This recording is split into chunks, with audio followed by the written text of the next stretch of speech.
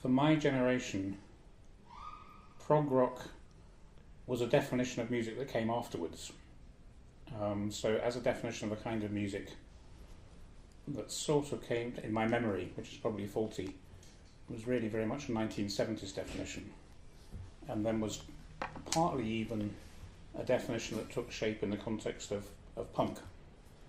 Then in that context, I didn't particularly like prog rock, but in terms of what I actually listened to between 1966 and 1975, a lot of what I listened to would now be classified as prog rock and was the most interesting music.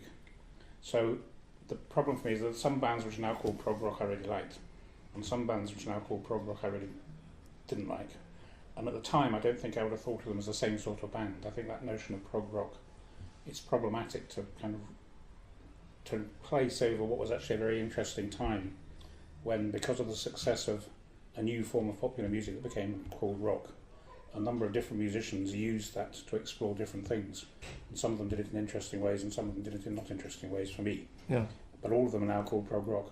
Yeah. And I find that very problematic. So, for example, the band that I really liked a very great deal at the time, throughout, and even sort of offshoots and what people did who came out of that band, was Soft Machine. And I liked Kevin Ayers' bands afterwards, and I liked Robert Wyatt's bands afterwards. I liked what Hugh Hopper did. I didn't particularly like what Carl Jenkins did, but that whole scene I very much liked. But I didn't think of them as the same sort of band as, say, Yes, which I very much didn't like. Yeah. And what other bands or people did you like? Well, besides Soft Machine, I liked the other people from that Canterbury scene, like Caravan people. I liked my brother's band, Henry Cow. I think I like those bands, and I like some of the French bands, like Magma. And I like Gong. I like those bands that seemed to me to be doing something that was not easy to pin down, that wasn't necessarily very easy to listen to, that was often very much tied up with politics of some sort or other, and wasn't particularly about entertainment. So I think I like those bands which were kind of edgy, as we would say now. And to me, a lot of those bands weren't hugely dissimilar to some of the things that punk, and particularly post-punk bands, like, say, the most interesting pop period in some ways was immediately post-punk, and bands like Public Image Limited and some extent of a band like the Pop Group. They didn't seem to me very dissimilar to the bands I liked, which were called prog rock. So it was always a bit odd the way journalists and critics now label things. Yes, we will come back later to this question of label. But the second question I would like to ask you is, as a music journalist, did you speak a lot about this music? Well, as I say, as a music journalist, I wasn't thinking about it in those terms because that wasn't... In Let It Rock, it's quite interesting. We had a sense of, which is a magazine I mostly wrote for at that time, we had a sense of musical history that was very much based in an understanding of American music. Mm-hmm. So, and for me, the music that I kind of felt I could write about, in some senses, was music that came out of rhythm and blues and soul on the one hand, country music, rock and roll. All those things were the things that we felt we needed to know about. And progressive rock sometimes fitted into that model and sometimes didn't, but we certainly covered progressive rock, and I certainly interviewed people like Ian Anderson or Jethro Tull, or I don't even know if they would, I would think of them as progressive rock, but Wishbone Ash, bands like that we covered, and I did interview stories on them, and as I say, I found some more interesting than others. But so yes, but I think later on, when it was seen as a sort of the struggle was progressive rock or punk, I certainly much preferred. I wrote much more about and was more interested in punk. Yeah. But then I was equally as much interested, more interested in the music that came out of punk, which often referred back to that sort of music. But I don't think I think the thing I was never interested in was bands that were trying to kind of legitimise themselves by using techniques which were clearly classical, or by using particular forms of virtuosity, which was sort of showing offy. That was the sort of music I didn't find very interesting. Okay, you wrote about what you called art into pop.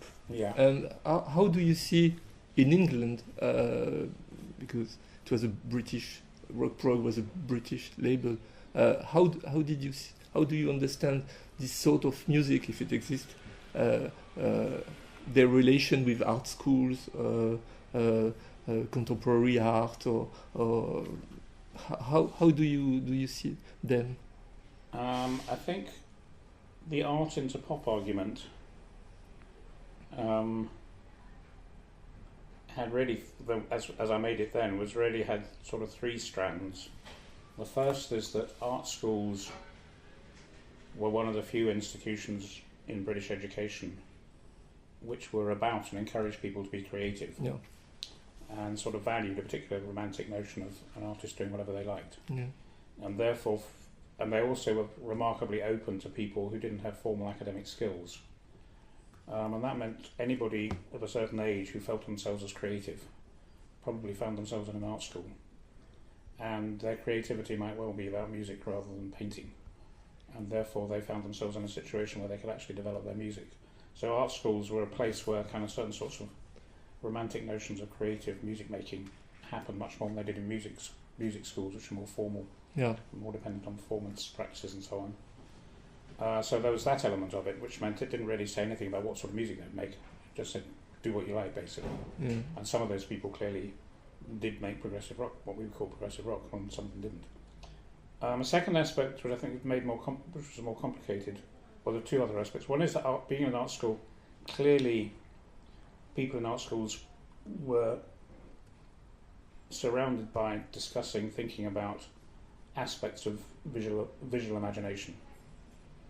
And there was certainly a strand of British pop music which took that and turned it into a particular kind of account of spectacle and glamour. So that I think in the original outline of this conference you had Roxy Music on as a progressive rock band, which for me made no sense whatsoever. Because it seemed to me they were much more a kind of art school band that began almost in a kind of bluesy jazz tradition, but became particularly interested in spectacle, in the way they looked and the way they shaped, how they looked on stage, how their covers looked, it's everything else. So that, and some progressive rock bands clearly were interested in that sort of spectacle. I mean, I guess Peter Gabriel was the most interesting example. Others didn't. That wasn't particularly what they were interested in at all. So the art school element was clearly there. But I think the third thing, and that was most interesting in some ways, is that because of pop art and certain movements within art at the time, art school students tended to be much more interested in the contradictions of working in a commercial system, what it was to be a star, or what it was to be a commodity. Yeah. And that was very much what I think Roxy Music was about. Whereas I think progressive rock, as we think of it now, tended to be about people wanting to make serious music. And in some senses saying we're not just commercial. Whereas art school people were much more saying we are commercial, but we're playing with it. So I think there was in some senses, I think the art into pop argument, whether it was right or wrong, did tend to exclude progressive rock as being something different, even though there were obviously progressive rockers who were arty. Okay. In 73, Keith Emerson founded in Italy a band called PFM. They were very, very good musicians, and they already made a few records. So Emerson made a record company called Manticore, and they signed PFM, and they made a record called Photo of Ghost, who was exactly the same LP that they made in Italian with words from Pete Sinfield. And they had a hit with a song called Celebration, which means that prog rock was not only to be commercial in the world, to be in English, but to be British. How do you see that this particular kind of music was really labeled as British music, not as English and American music, but really as something very British or English? I didn't think of it like that. Yeah. I thought of it as European music. Uh-huh. And I think the interesting question, which I haven't really thought about, is that progressive rock seems to me a much more significant term in British way of writing about British music and British musicians, but that those British musicians who were progressively rock found a very ready audience in the rest of Europe. Yes. And so bands found they got better audiences, much better conditions, better places to play, better recordings by going to Germany or France or Italy. and therefore they became part of a kind of network of musicians who were not, although they were British, they were often working with musicians who weren't British. And you certainly had examples of progressive rock in, had interesting French, German, Italian bands, all different, but all having their own influences on British bands. So although there was a kind of commercial status in being British, I don't think the music was particularly British. I think it was kind of Western. And I think that was partly to do with its making reference to classical music elements from Western art music traditions. I think it'd be interesting to see the US seem to me to go in a slightly different way, in which progressive rock was either much more clearly kind of jazzy. It was bands that were kind of adapting sort of jazz techniques and jazz virtuosity into a rock context of various sorts, which we would probably in Britain have called crossover. Or it was elaborate variations on kind of blues band themes. And so, long form instrumentalists, but very much more emphasis on individual virtuosity, whereas I think British bands, progressive rock was partly to do with the band rather than just individuals showing off. Yeah. Okay. There is something special in. Okay, there is a lot of. If the label exists, there is a lot of prog rock. I mean, we can really completely compare King Crimson, where improvisation was very strong in the record, in the stage, with Yes, for instance, or Genesis or PFM. But there is something common, and once again, maybe King Crimson is out of that. It's that with these people, and this is probably true for Magma too, or Gong, or non-English people, or completely English, it's that they invented something special in the stage. I mean, it came from live concerts to live shows, no? And especially with Genesis. How do you see this theatralization of rock? I mean, we always have theater on the stage, but I mean, costume, dia shows, lights, and. I think again, there are probably differentiations you can make. I think I think two things. One is I think the spectacularization of performance was something that happened in rock in general. Yeah. And it's one of the major changes that happens from say '68, that transformed rock, so that people had stuff, and it affected the Rolling Stones. It didn't so much affect the Beatles because they stopped performing, but it certainly affected the Who and all those bands that started out. Were increasingly aware that part of their appeal was having the spectacle. When you went to see them, you had a certain sort of volume, lights, costumes, etc., etc. So I think in that everybody was doing that. Yeah. Progressive rockers probably had to think more about it because they had less money, so they had to kind of get their effects in more subtle ways. They couldn't just pile up the amount of money they spent on the shows. But I think the key aspect of that, and this was particularly important for the progressive rock part, is that it really meant you had a kind of popular musical form that really, for the first time, didn't expect people to dance. Mm-hmm. And therefore, the notion was that people going to one of those concerts would not be getting out of their seats and moving, leaping around. They would be sitting back. They might well have their eyes shut. They probably had a certain sort of drug. And when they were at home, they were used to listening to him with headphones. So it represented a different kind of listening experience, where you were expected to concentrate more on what you were hearing and less on what you were seeing. So it meant for a kind of interesting relationship between the visual and the listening. In other words, for the more intelligent of those bands, and this is where Soft Machine were interesting, the question was how you could get a visual that encouraged the right sort of listening rather than distracting from the right sort of listening. Mm-hmm. And I think that's where somebody like Magma, which seemed to me very theatrically trained, had a kind of sense of what a performance needed to get a certain sort of attention. Mm-hmm. So I think it was kind of part of the same movement as a spectacularization of rock, but with kind of often a different ideology behind it. Okay. Since the phonograph, we know that recorded music is very important also for the live experience. I mean, we compare when we see something or listen to something live, we buy the records. Of course, it's a part of music experience now. But there is something special with many prog bands until now. It's that most of the time, and this was something that the punk or Hindi generation didn't like, it's that they play in their live concert something with really near of the records. Which means if I went to see Genesis when I was a teenager with Bill Bruford, and even with Bill Bruford, it was not very different from the record, and I loved that. What could you say about that? About this specific relation between, for the audience and the musicians, between records and it doesn't work for Enrico or King Crimson, but it works for many bands. Yeah, I think there's a kind of orthodoxy in rock studies which says that the rock aesthetic and progressive rock aesthetic essentially was based on the record, and the live music show was in some senses making a reference to the record. So as you say, you expect to go to a concert and hear what was on the record. But I think that is misleading.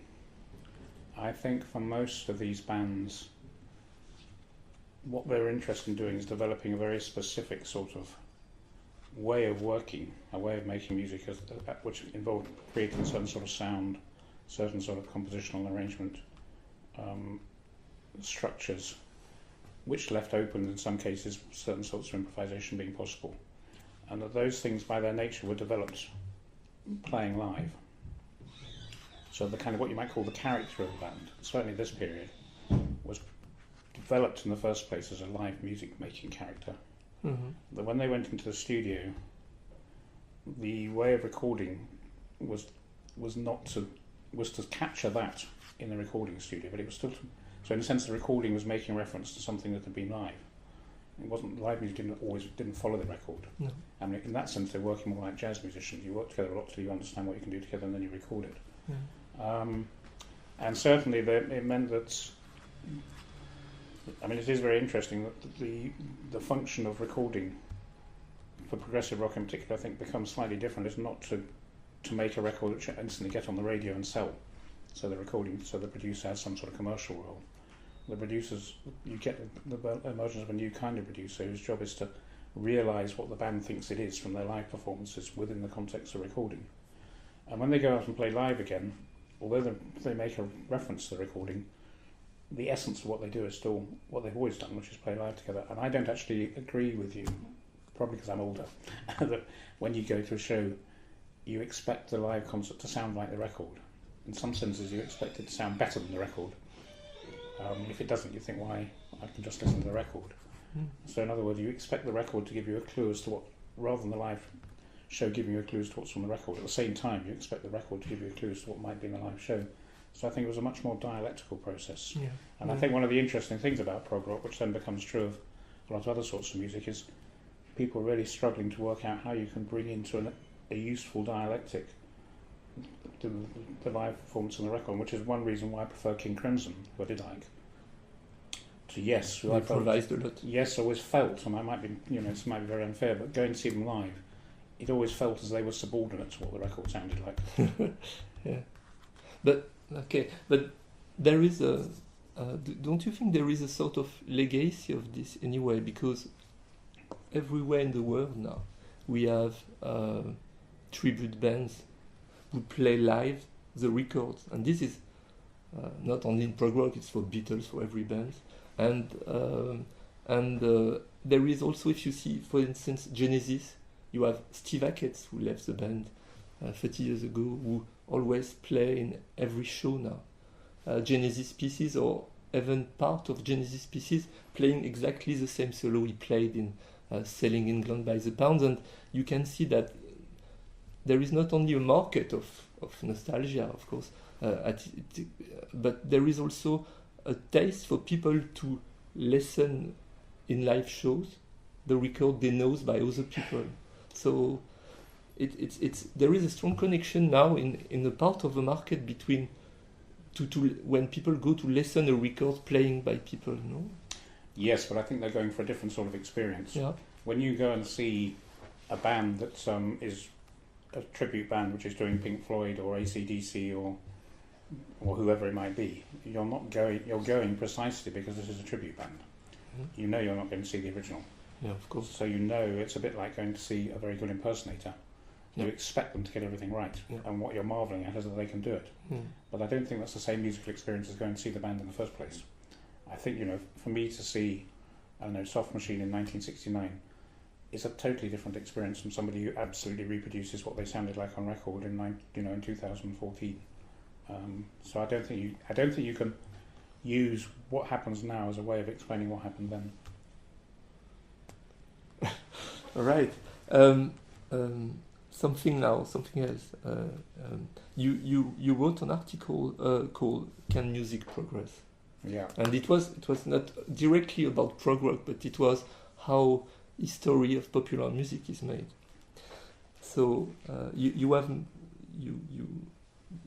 propose the idea that there are different models to make a rock history, and you speak about what you call the business model, which is, let's say, a way to sell things, saying that they are new, so because they're new, they are good.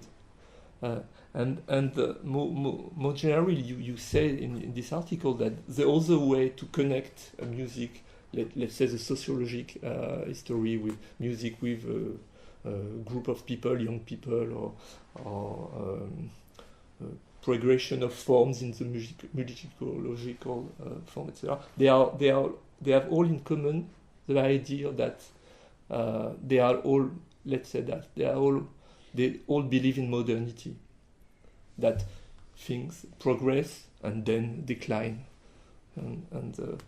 but of course now I don't think we are in the postmodernity, but we are in the moment when the premise of the modernity is a bit in crisis. How is it for history of popular music now? Now we don't think that we go from a very simple form and very authentic from blues of America to very elaborated music.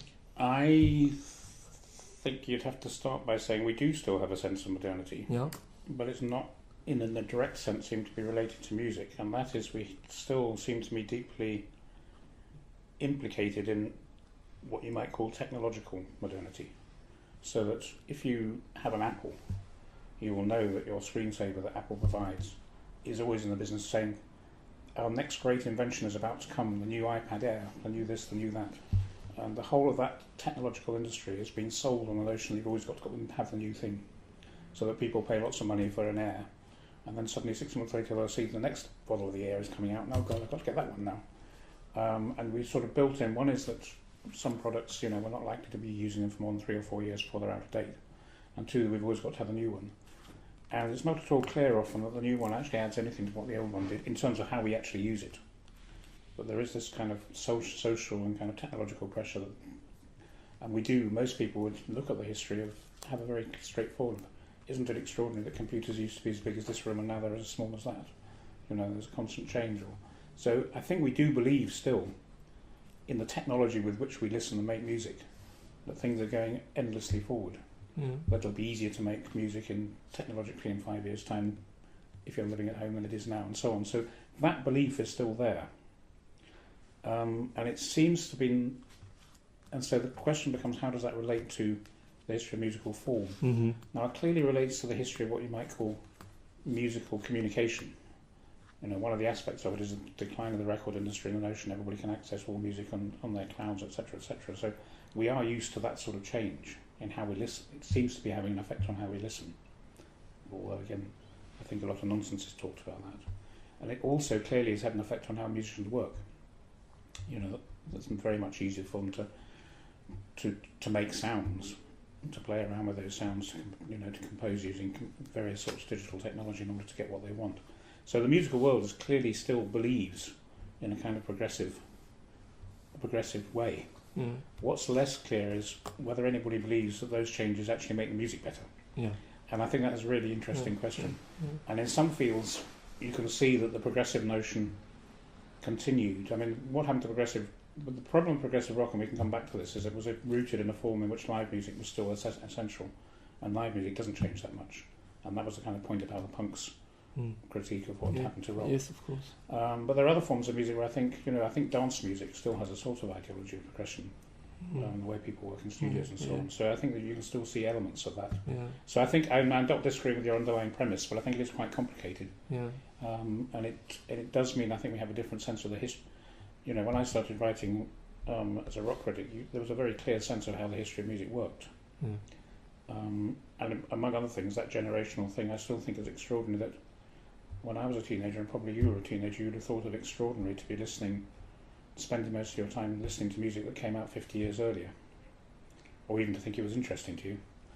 But nowadays, we take it for granted that our children are just as likely to listen to something that's 50 years old and think that is current. They come and they say, I discover the Doors. Yeah. It's exactly. Exactly. And so, in a sense, that sense of musical history is how we understand music seems to me to be not exactly gone, but I think it's changed. Yeah. Just a point about this question of technology, because I think it's also very important for people who like prog rock. It's now in the musical scene, I mean, for the musicians, but this is true also for the listeners. There are many people who don't like or don't use completely the digital devices. I mean, you can find a lot of professional guitarists who doesn't use any digital. They only use old pedals, old amplifiers, and old guitars, which is normal. Wood is better when it's old, and it's the same. You have a certain amount of people who are listening again, vinyls, etc. So, what does it say about this business model, about that a new technology is always a promise of something better? This is also not less clear than before, no? Than 10 years ago or 20 years ago. Well, I don't think I've ever thought that necessarily was true. I'm just talking about the ideology that it's better, which is a matter. I think for musicians, they kind of conflict on this because some things definitely are better or easier. But I think for those musicians who deliberately don't use new technology, the meaning of what they do is still rooted in the fact that they're not using it. And so it becomes part of its appeal. This is analog and not digital. I mean, it wouldn't mean anything if there wasn't any digital to say that. So it's still in a context where this is a statement in a context. I think in terms of people still using vinyl, which I do, I think... Do you? Yeah, I mean, I'm not all the time, but yes, I certainly... Yeah. And I think more... And interestingly, my children do as well. I think there is an element there which is a very interesting question, which is to do with what sounds good and where that notion of what a good sound is comes from. And I think there are lots of reasons for thinking that a good analog recording, vinyl played through a good system sounds better. It's got a better spectrum of sound than even the best of those speakers playing a digital recording, which where the sound is organised differently.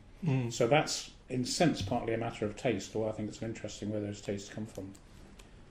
But I think, the interesting thing, going back to the kind of context of prog rock, is that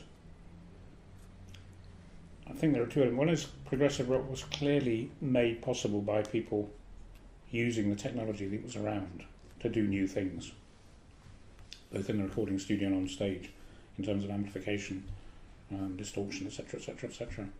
And many of the things that were developed in that period haven't really changed. There are different ways of doing it using digital technology, but the kind of aesthetic hasn't actually much changed. But the other thing, which I think is, I don't know if you were going to come onto this, is one of the things that's interesting about progressive rock is that it was thought of as a kind of rock. Yes. And as I say, in the States, I think elements of that would have been more thought of as a form of jazz. And so certainly a band like Soft Machine could be seen as sort of jazz band in some ways. But I think what's interesting now is some of those bands, for me, some of the most interesting music makers are bands that are called jazz, like, say, Polar Bear, but are actually using electronics and other things in ways that would actually make them could easily be thought of as contemporary progressive rock. And there are people in what we would think of as the art music world who are making music which could easily have been thought of as progressive rock. So it's interesting, it's not just the music exchanges, it's how people are placed. And I think prog rock, despite some overlaps, was kind of placed within rock and didn't have much of an impact on the classical music world or the jazz world, at least in Britain. It may have done more in other parts of Europe, or that had some. I think now some of that tradition is moved out of what we see as rock, but it's still the same tradition.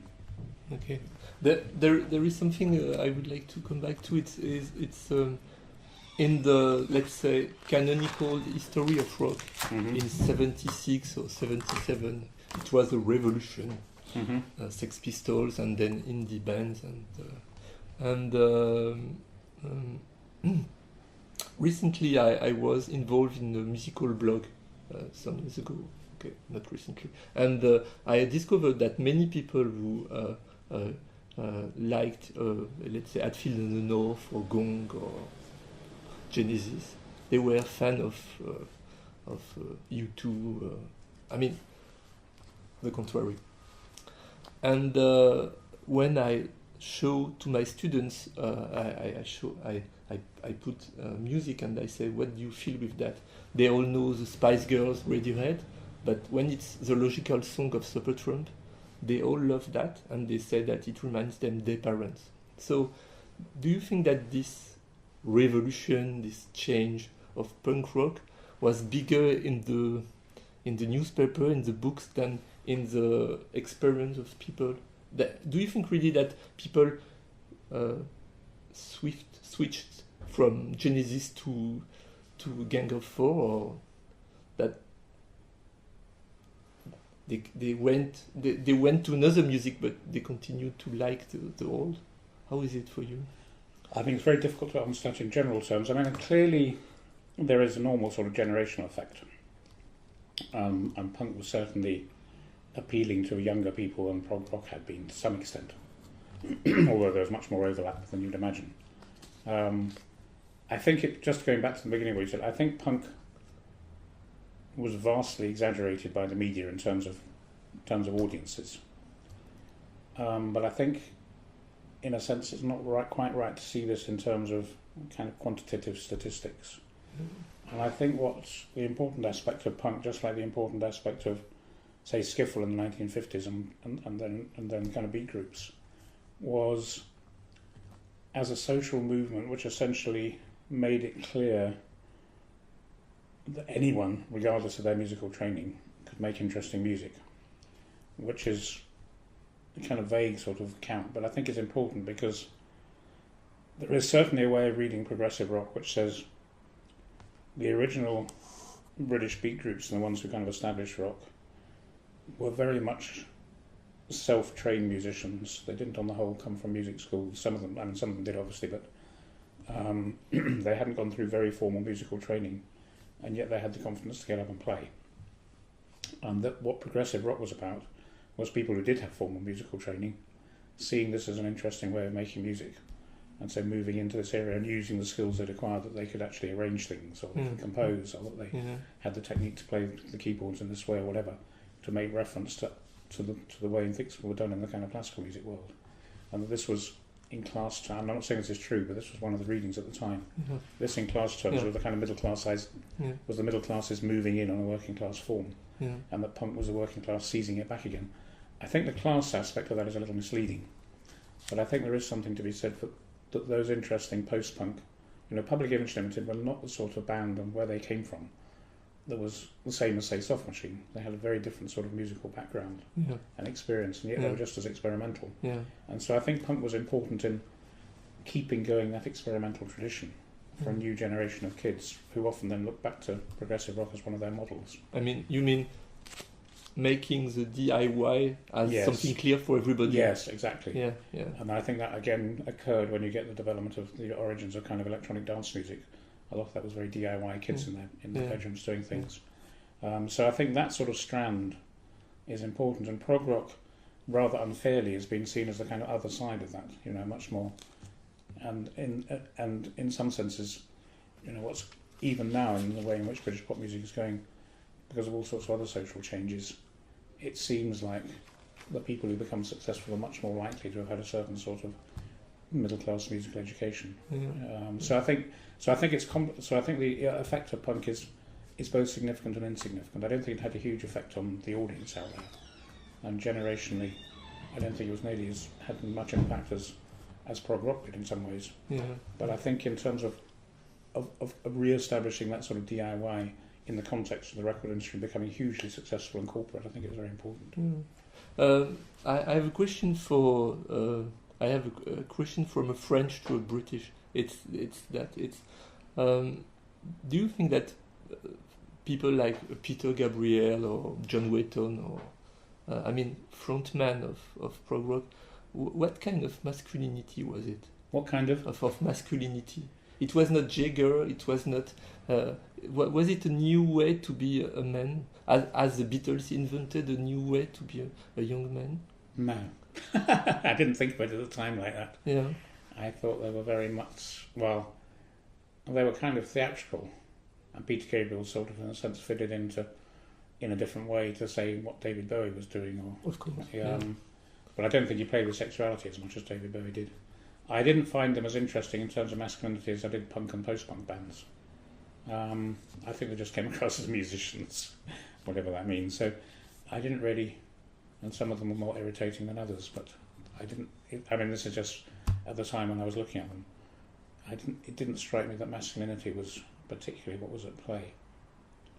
I mean, there were all sorts of different sorts of masculinity.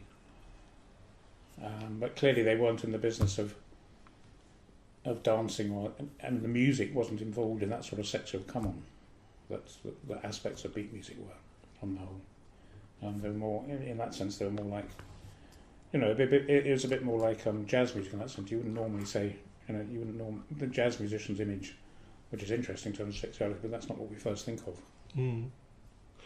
In the whole book, the sociology of rock, you already looked at that. You saw that young girls, they were connected with pop, with singers, and boys, they spent millions of times discussing about this guitarist in this tracks. And so, for listeners, prog rock was. Do you see this also of a way of masculine erudition or something like that? No. Because you can speak about the complexity, the virtuosity. Or... I think this is complicated. Partly it was commercial. It was just, the way in which boys and girls were constituted in the media. Of course. Partly was that thing which is fairly often been written about, but difficult to pin down how you'd explain it, which is to do with boys being obsessives about collecting things and having more details, and girls being more interested in collecting pictures and all that sort of stuff, which doesn't explain anything really. I think the first point to make is girls were extraordinarily absent from progressive rock. It's difficult to think of progressive rock bands that significantly used female players, particularly in Britain. There were some, obviously. Henry Cow was an interesting exception to that, but on the whole, it was very male form. Yeah. And I think this partly is because it's important to remember that progressive rock was about bands. Yeah. However much you refer to individuals. It wasn't about individual stars, it was about bands. And in the rock tradition, bands tend to be formed by boys together, whether at school or college or wherever. It's a very boy thing to do. So I suspect that sort of spilt over into the audience, who are also boys together, watching this, and the way in which, the people, the magazines that wrote about it, their readership was primarily males, etc., etc. But I can't remember, from going to concerts, I don't particularly remember it being an incredibly male atmosphere. I don't think so. Yeah. But because what we call the punk ideology for journalists, and this was the case in France, was come back to rock and roll, was also to come back to a certain way to be a man. Yes, well, I think that was to do with a certain way of being a man, and obviously displaying sex on stage and appealing to women. Which I don't think progressive rock was particularly interested in. Yeah, they were more interested in guitar solos or... Yes, or else in interpretation of what was going on. So that even someone like Peter Gabriel, when he dressed up, you had to try and work out what it meant. Yeah. In a sense, it was that sort of approach. Yeah. Two questions again. It's the first is, now we live in a new environment where many people, amateurs, are telling to the other what they have to listen, and they take the old records, and so we can discover a prog rock from Hungary, from South Africa, etc. And it's the same for all sorts of musics. How do you see this new world for music journalism? What's the effect of all these people who become journalists but non-professional? You mean now? Yes. I think it means that the journalist's role, whatever it is, isn't the same. I think if you go to the early... I'll start this from a different approach from yours, or I come to think. One of the interesting questions about prog rock, which I hope should be addressed in the conference, is that just as important as the musicians we've been talking about is that they had audiences. And it's an interesting question about where do audiences come from. And clearly the audience for prog rock was in a sense made up of people who wanted an experience that was different from what they saw ordinary people from having. It was different from the pop experience. They were going to go and have a different sort of experience. But they also felt themselves as a kind of community of interests. If you were a King Crimson fan, you knew there were other King Crimson fans, and that you went to a King Crimson show and you were going to get a different experience than if you went to see Cliff Richard. That was part of what it was to be an audience. So one of the questions, I think journalists were important in helping shape those audiences. Those sort of audiences did read Melody Maker or NME, probably for prog rock, particularly Melody Maker, and they were interested to see which people were being written about. So they heard there was an interesting new band from the southwest, King Crimson or whatever, that would obviously be worth seeing when they. So that was sort of nationally, and then locally, they would be the sort of audience who would go to a place where they knew interesting bands were put on, which again would be kind of word of mouth experience and things. So journalists had a very specific place in being able to kind of shape a communication between different audience members, between audiences and bands, between audiences and promoters. Which means also making making people understand and giving their views that people could argue with. So I think that was quite important, and that's why that was the heyday of rock journalism in a sense. I think now a lot of those things are done through social media, and so the journalist's role in doing that really doesn't exist. You can find out what a band looks like by going online and looking at them, hearing them, deciding if you like it. You can get involved in a kind of fan-based website which tells you, and this is very important for some prog rock bands that keep going. Yes. That they've got, I think it's the guy Fish from Meridian once told me years ago that he had this sort of base which meant he could tour Europe whenever he wanted. This was probably the second Meridian with Hogarth. Yes, that's right. They still have. Yes. Yeah. So in a sense, journalists have become completely redundant, and I think journalists are often surprised when they discover bands that they thought had long ago gone are touring every year very successfully, because journalists are not relevant to that anymore. Yeah. So I think journalists, in that sense, have lost their role completely. Yeah. I think there are other things they may be. I think there's still kind of need for an editorial function. I mean, there's so much stuff out there. You need some sort of way of thinking. Well, I won't bother with that site or that site, but this one is a good one. Mm. But on the whole, I don't think journalists had the same role that they had when prog rock started at all. Another question is about the question of this music. If we stay in these 20 bands, I mean, from Magma to Yes, passing by King Crimson and Van der Graaf Generator or Genesis, the people we were maybe not all in the mainstream, but had international impact. The question is a bit terrible, but what they did to the society. I mean, what kind of things, what kind of behavioral,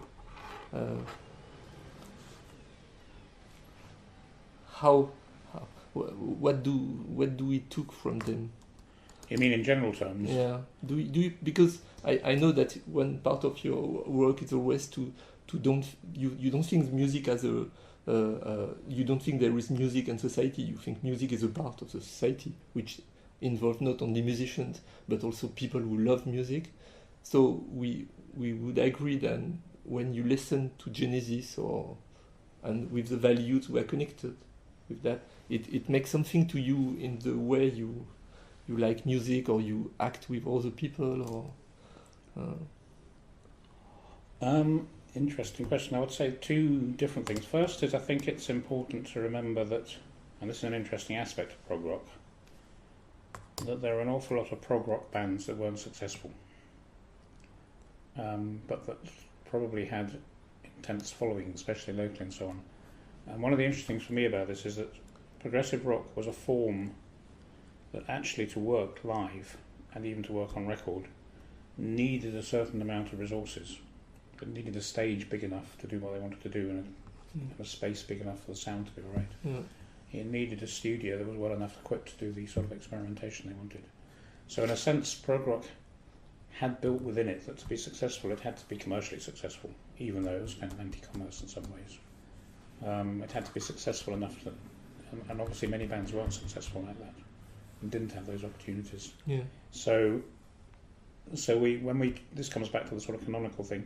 When we look at the history of prog rock, we're talking about that small percentage of bands that were successful, rather than the whole of progressive rock.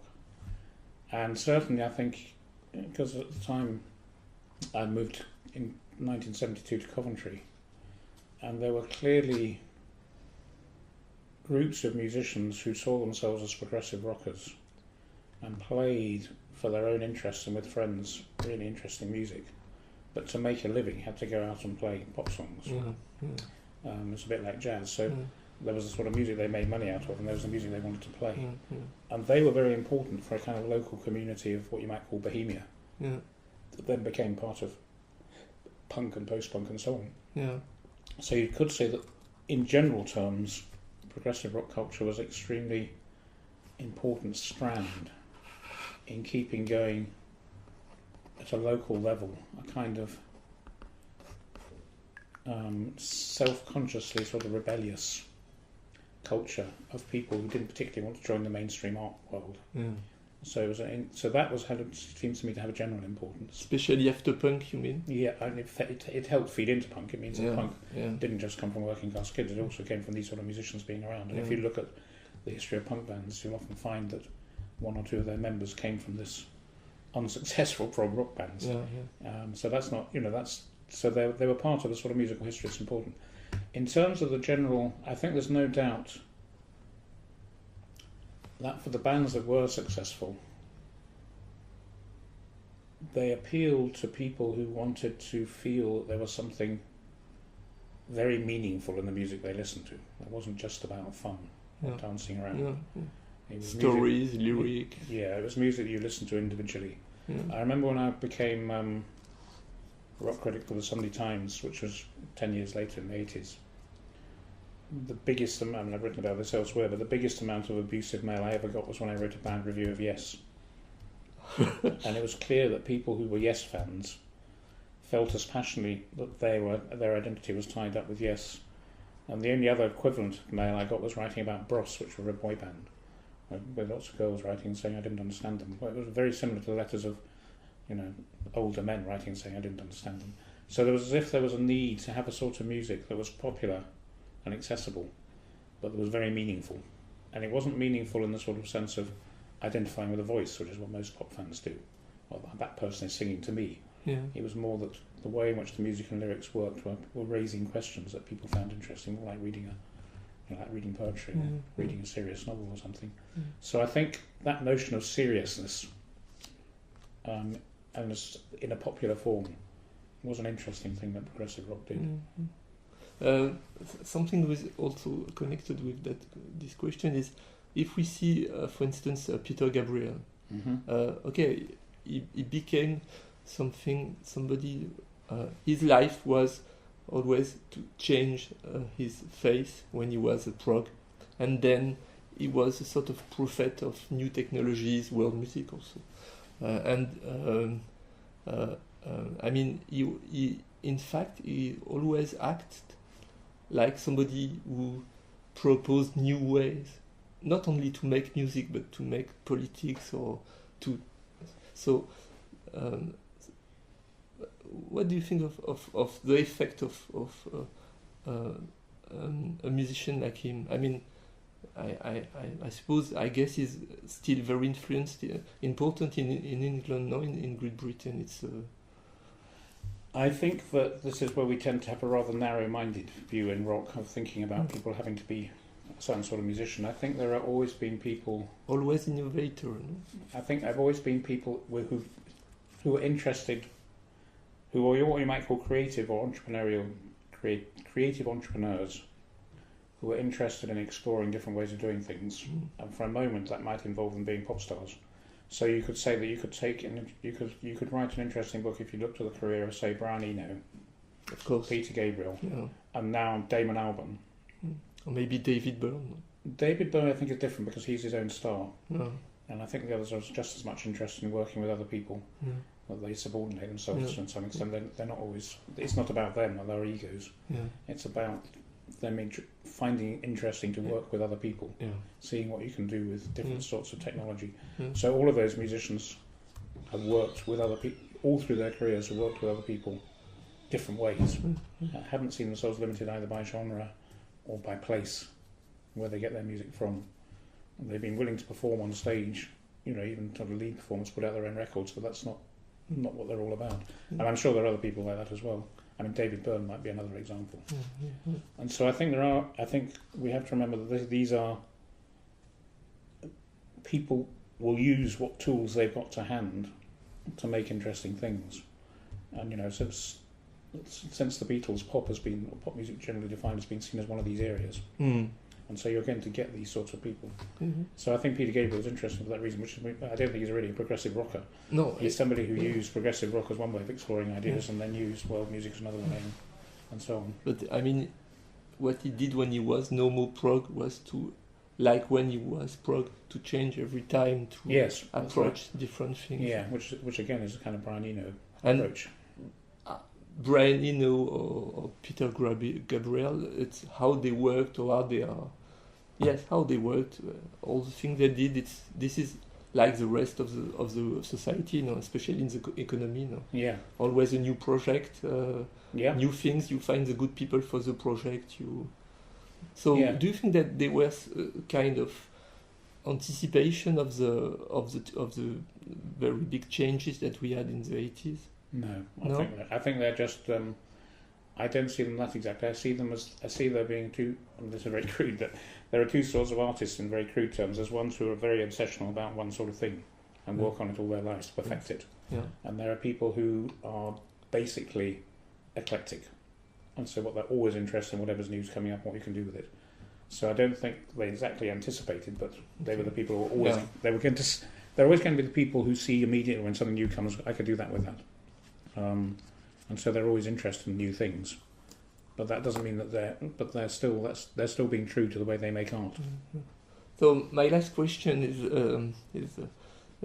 probably the most stupid, but I think it's a good question. It's for many prog rock fans, we didn't understand why Phil Collins, Peter Gabriel, Peter Hamill, Robert Fripp, etc., Robert Wyatt, and so on. Quit this style. They quit this style. Genesis became something else than the prog band, and so most of the explanations are connected the way you have analyzed music history. They say Steve Hackett quit, so they lost the prog, but it's probably not the good way. So my question is this: do you have a sort of explanation or thinking about the reason why all these British prog bands quit prog rock? Yes, I mean at the end of the 70s. Well, not all of them did, of course. Some of them keep going, or one way or other. I think it's not. I mean, they didn't quit music. That's the first thing to say on the whole. Yeah. I mean, some of them did, obviously, but most people didn't quit music. So they went on being interested in making music. I think partly it's to do. Well, there are lots of different things. Partly it's to do simply with people growing up. They've been working with somebody for a long time, and they're going to go and work with other people, and other people have other ideas, so they do different things. And you wouldn't expect people to go on working with the same group of people forever. Yeah. Although obviously some bands do. Partly it's because, in a sense, the very notion of progressive rock was to challenge the notion that making music was to do with formula. And the commercial pressure is always, if this sells, do it again. Yes, of course. And most bands find that very problematic, and it's often said by rock critics that there are a lot of bands whose first record is always going to be the most interesting because it's new, and every record after that's going to be a sort of attempt to do it again, which they never can. This is not new anymore. So I think progressive, if you were the sort of musician who was interested in making music like this in the first place, you wouldn't be interested in making it again and again and again and again. No. So it's kind of hardly surprising that people quit and did other sorts of things. So I think that's another reason. Partly, there are economic reasons. Bands that were successful made a lot of money and didn't need to. Yeah. It wasn't as if they're under pressure. A lot of bands that go on doing the same thing forever and ever is because that's the only way they can make a living. But these people had the sort of talents, they could do other things. So I think it's more of an interesting question to say, why wouldn't they? Why would you want to go on making the same music forever? It would seem a madness. It's a bit like in academic life. On one hand, you kind of study the same topic, but you wouldn't want to think you're still writing the same article, 27 years later or something. Okay, this is a good conclusion. Good. Thank you. Thank Simon. you. Interesting.